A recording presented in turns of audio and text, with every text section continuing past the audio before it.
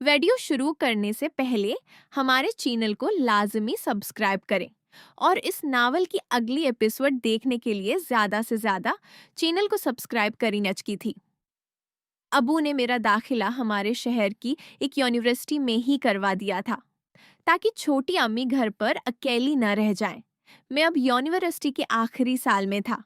गर्मियों की छुट्टियां शुरू हुई तो मैं घर में बिल्कुल फारिग था। उन दिनों अबू ने फोन करके उम्मी को बता दिया कि उस बार वो 2 से 3 महीने तक घर नहीं आ सकेंगे। शायद इसी वजह से छोटी अम्मी अब पहले से कहीं ज्यादा परेशान रहने लगी थी।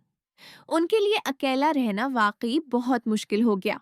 साथ में उन्हें बताना चाहता था कि वो अकेली नहीं है, कि मैं हूं ना उनके साथ। मगर हर बार जब बात करने की कोशिश करता, अल्फाज गले में अटक जाते। कभी उनकी आंखों में देखकर लगता कि वो भी कुछ कहना चाहती है, मगर फिर भी चुप रह जाते ना। एक दोपहर का वक्त था। गर्मी की तपश से घर में सन्नाटा था। अम्मी अपने कमरे में आराम कर रही थी। मैंने सोचा कि शायद अब मौका है। चाय का कप लेकर उनके कमरे की तरफ बढ़ा।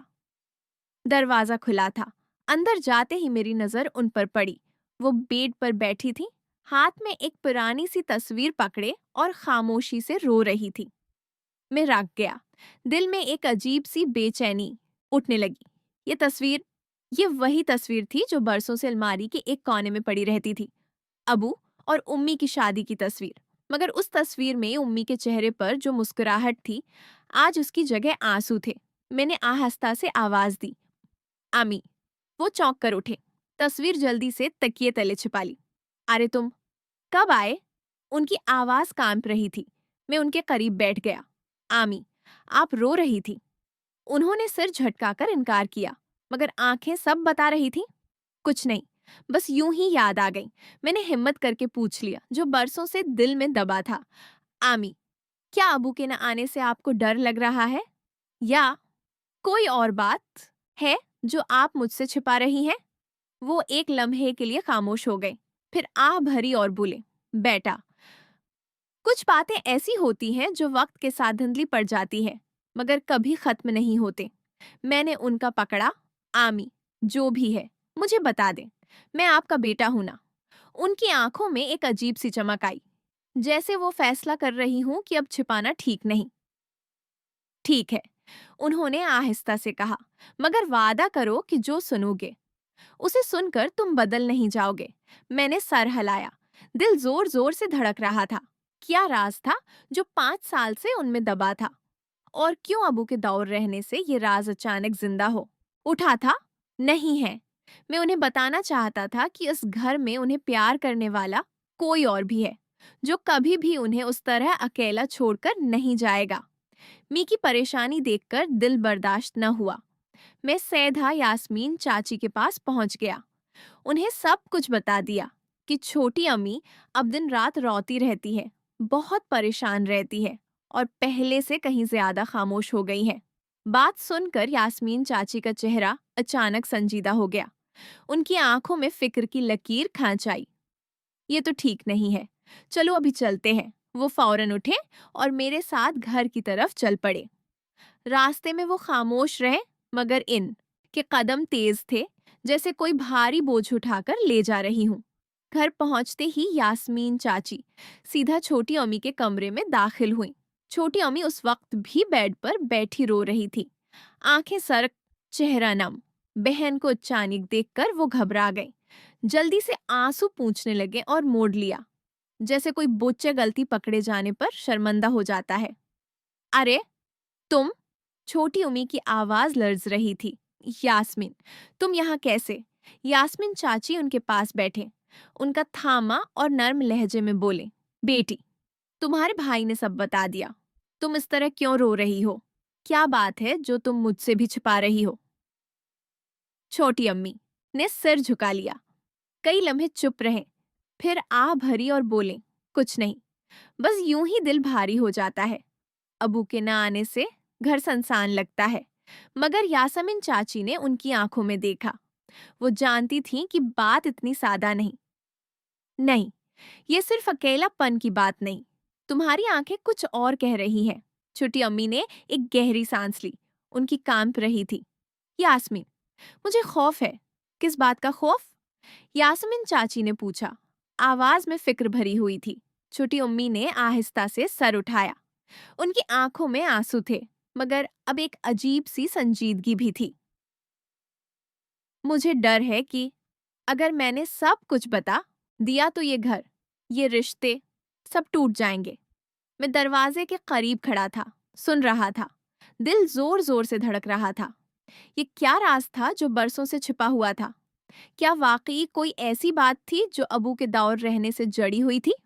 और अगर ये बात सामने आ गई तो क्या वाकई सब कुछ बदल जाएगा? यास्मीन चाची ने छोटी उम्मी का मजबूती से पकड़ा। बेटी, जो भी है, अब छिपाना ठीक नहीं। मुझे बता दो। मैं तुम्हारी बहन हूं, तुम्हारा साथ दूंगी। छोटी उम्मी ने एक लम्हे को हचकचाहट दिखाई, फिर आहिस्ता से मुंह खोला कोशिश की। यास्मीन चाची ने फौरन अपनी बहन को से लगा लिया।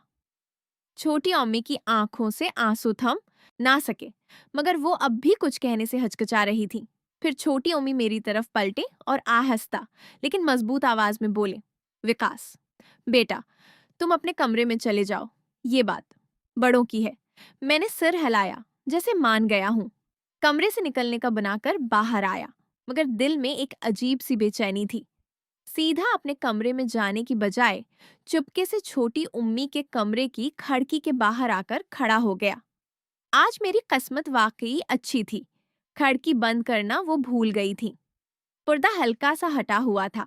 अंदर से दोनों बहनें बेड पर बैठी नजर आ रही थी और आवाजें साफ सुनाई दे रही थी। मैं सांस रोककर खड़ा रहा। दिल की धड़कनें कानों में गूंज रही थी। तभी छोटी अम्मी ने गहरी सांस ली और आहिस्ता से बोले, यास्मीन, तुम्हें याद है 5 साल पहले जब अबू ने मुझसे शादी की थी? इस वक्त भी घर में बहुत सी बातें छिपी हुई थी, मगर अब वो राज मुझे अंदर से खा रहा है। यास्मीन चाची ने उनका मजबूती से दबाया। क्या राज? बोलो ना। मुझसे क्यों छिपा रही हो? छोटी उम्मी ने एक लम्हे को आंखें बंद की, जैसे अल्फाज जमा कर रही हूं।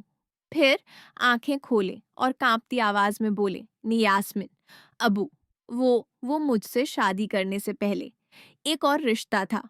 एक लड़की थी जिसे वो बहुत प्यार करता था, मगर खानदान ने न माना। वो लड़की, वो हमारी खानदान की ही थी। यास्मीन चाची का चेहरा सफेद पड़ गया। क्या? कौन? कौन थी वो? छोटी अम्मी ने सिर झुका लिया। तुम तुम खुद। एक लम्हे के लिए कमरे में मुकम्मल खामोशी छा गई। यास्मीन चाची की आंखें फैल गई, जैसे यकीन ना आ रहा हो। ये कैसे मुमकिन है? मैं मैं तो, छोटी अम्मी ने आंसू पूंछते हुए कहा। अबू ने मुझसे शादी की, मगर उनके दिल में तुम्हारी जगह कभी खाली न हुई। वो तुम्हें देखकर हर बार याद करते थे। और अब जब वो दौर है, मुझे लगता है कि वो शायद तुम्हारे पास जा रहे हों। मुझे डर है कि अगर ये बात सामने आ गई तो सब कुछ टूट जाएगा। मैं खिड़की के बाहर खड़ा सुन रहा था और मेरा दिल धड़कना भूल गया था। ये क्या सुन रहा था मैं? अबू, यास्मीन चाची और छोटी उम्मी, ये सब किस कदर उलझा हुआ था। यास्मीन चाची ने आ भरी और बोले, तो तुम ये सब बरसों से छुपा रही थी? छोटी उम्मी ने सर हिलाया।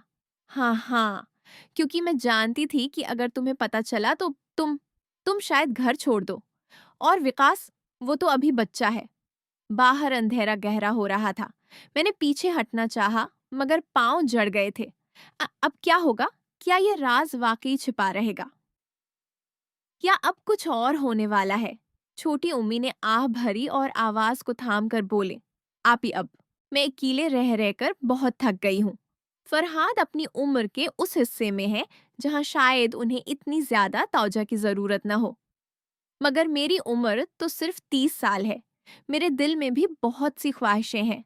मैं चाहती हूँ कि मेरा शौहर हर वक्त मेरे साथ रहे, मुझे प्यार से देखे, नर्म लहजे में बात करे, मेरे करीब आए और मुझे महसूस कराए कि मैं उसकी जिंदगी का अहम हिस्सा हूँ। वो रख गईं, आंखें नम हो गईं।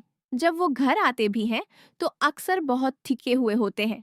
2 दिन में मुश्किल से 2-3 बार ही वो मेरे आते हैं। फिर पूरा महीना। ये तन्हाई मुझे अंदर से तोड़ देती है। मैंने कई बार कोशिश की कि शायद खुद को मसरूफ रखूं, दिल को समझाऊं, मगर ये बोझ कम नहीं होता। यास्मीन चाची ने उनका पकड़ा, आवाज में हमदर्दी थी। बेटी, ये बात तुमने पहले क्यों नहीं बताई? ये तन्हाई वाकई बहुत भारी होती है, मगर तुमने खुद को यानी अपने आप को तसल्ली देने की कोशिश की। छोटी उम्मी ने सिर झुका लिया, शर्मिंदगी से बोले, हाँ, कई बार सोचा कि शायद से कुछ करके ये तलब कम हो जाए, मगर मैंने आज तक ऐसा कुछ नहीं किया। मुझे नहीं पता कि सही तरीका क्या होता है। डर लगता है गलत ना हो जाए, और फिर दिल कहता है कि ये सब शौहर का हक है। मैं अकेली कैसे?